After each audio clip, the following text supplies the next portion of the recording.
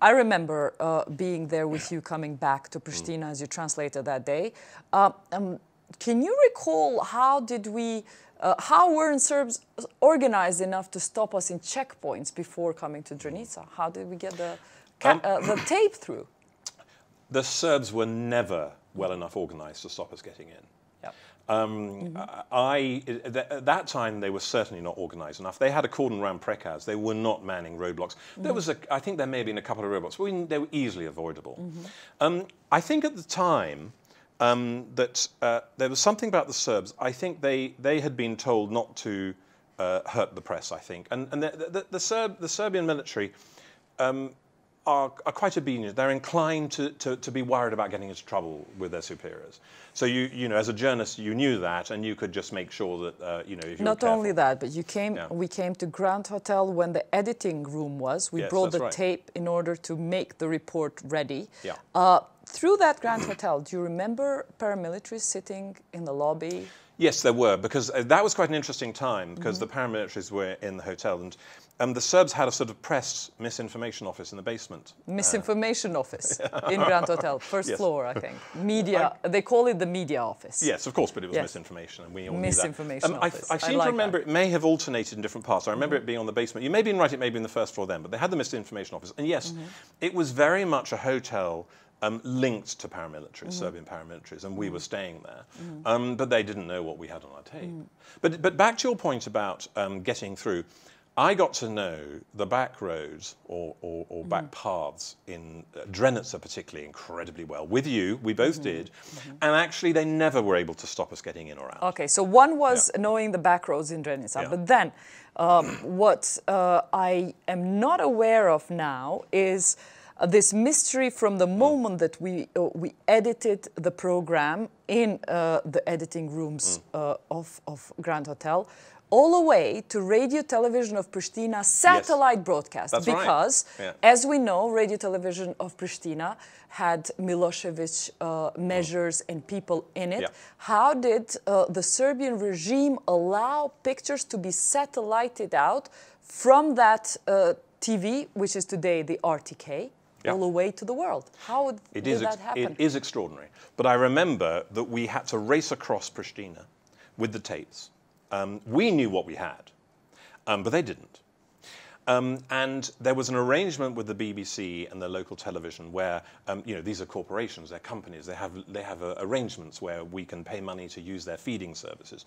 We took this in, and I remember when you used to feed tapes in those days, you would put it in the tape recorder, and it would go out, and you would see it on the screen, and it's going live. And so I remember quite clearly that the staff there looking at this, not knowing what it was, it could have been, they didn't realize what it was. They probably thought it was perhaps something much more mild. I remember their eyes opening when they saw the images, but it's too late. It had gone. They didn't press stop. It went. So I remember you made sure you don't have Albanian translators going to that building. Did you take Serbian translators with you to go in that building? Yes. How did that process go? The BBC had a Serbian translator, but he wasn't there at the time.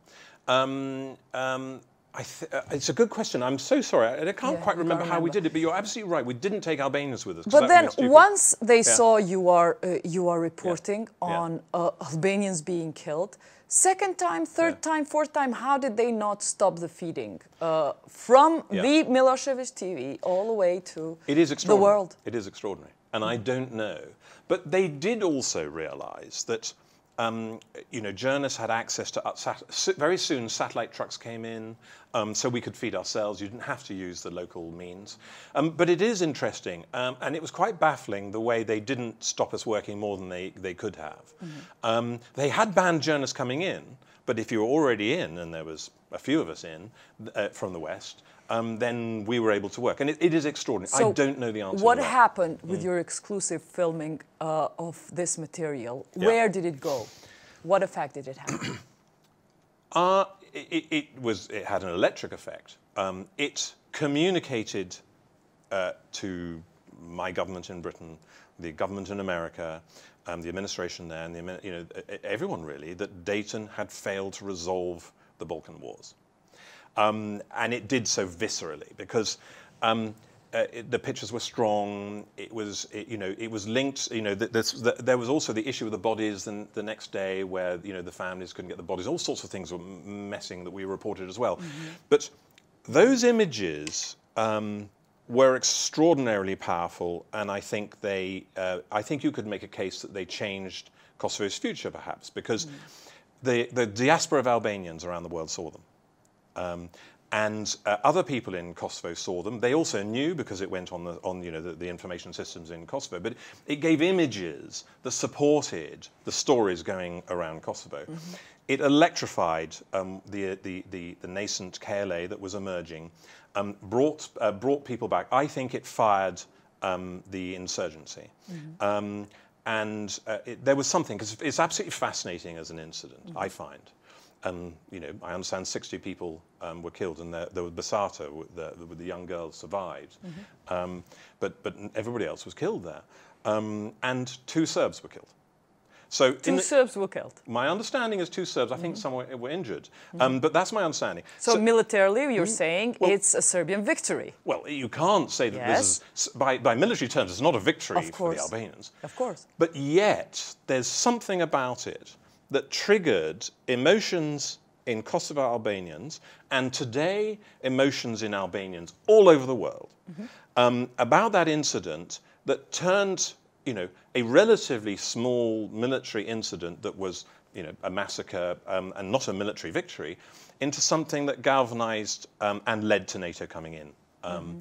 I think it's quite important to understand that, I had clearly understood that Albanians, for many years, for well over a decade, had been resisting what they saw as Serbian occupation, and they were promoting their language. They had a parallel education system, and the people of Prishtinë were fighting in their way for what they wanted for an independence.